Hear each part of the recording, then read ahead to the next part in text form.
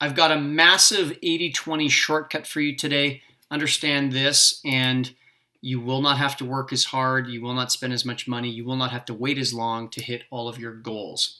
The idea I'm presenting to you today is distance versus displacement. Check out my screen. We've got a man here, and he starts walking. His path looks like this, and like that, and like this, and like that, and finally he arrives at his destination. The distance that he's traveled, which is measured as how many steps did he take, how much distance did he cover, is 5 miles. What is his displacement though? And that's actually a completely different number. The displacement is measured as the difference between the starting point and the ending point. So this displacement right here, if you were to measure it in a straight line, is actually only 1 mile. How does this show up in our day-to-day lives? I'm going to give you 4 real-world examples. So let's say you've got a troubled customer and you need to just make him happy. That's the destination. Well, if you begin by being super irritated by him or her, and then bitching and complaining to your boyfriend, girlfriend, husband, wife, and then after that telling your team what an idiot he is, then going onto Facebook and seeing what this idiot's up to, I mean, all of that is a lot of distance traveled when in fact you could just crisply take the emotion out of it, get it done, get the displacement you're looking for, and carry on with your day. Another example. You're here at the start of the day. You haven't turned on your computer or your phone yet, and you're deciding what to tackle first for the day. You know already that the most important thing you need to get done, the destination you're looking for, is to review a really important contract, sales letter you need to approve, or send an email broadcast or something. But you wake up and you turn your phone on and a bunch of text messages start dinging and pinging. And then after that, you check your email. Oh my God, is that ever a bad idea? Then after that, you get going into Facebook and there's a story about Trump and some Facebook Messenger messages. And finally, by the end of the day, you get to where you need to go. Look at all that distance traveled needlessly when the displacement was just getting the job done. I'm going to elevate to an even higher level. Let's say that you have $100,000 in sales and you need to get to $200,000 in sales. And let's say this is, 90 days is the goal. Well, I mean, you could send an email broadcast to all your current database, and while that's happening, you could start writing a book.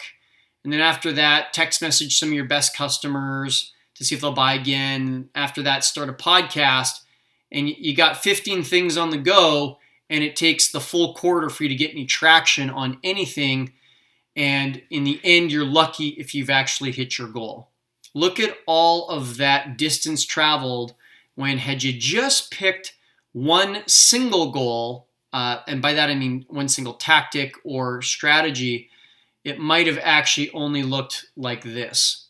And instead of it taking 90 days, guess what? Deep implementation of just a few tactics would have brought you everything that you needed in just 1 month.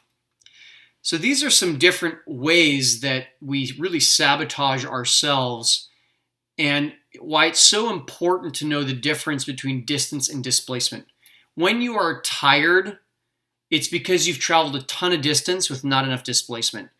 When you've sold a bunch of money but kept very little of it, that's probably related to covering a lot of distance and not actually being squarely focused on displacement.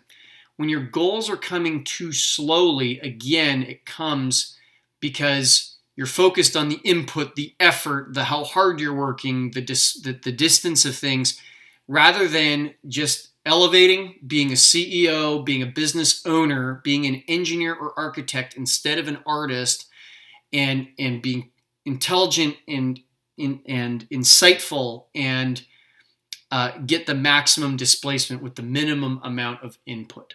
If you found this to be helpful, this is part of the world of thinking of 80-20. And I've got an event coming up called the 80-20 Summit. It's happening in San Diego this October.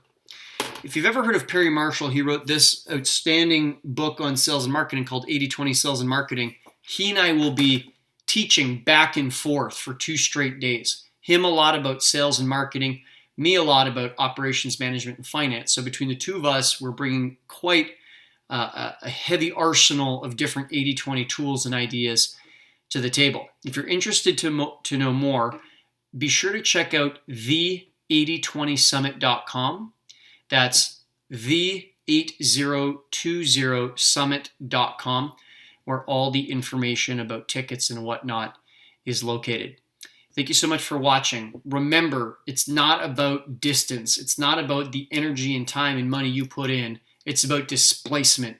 As a business owner and CEO, it's about the results that you get that ultimately you need to be measuring yourself by and assessing your progress along the way.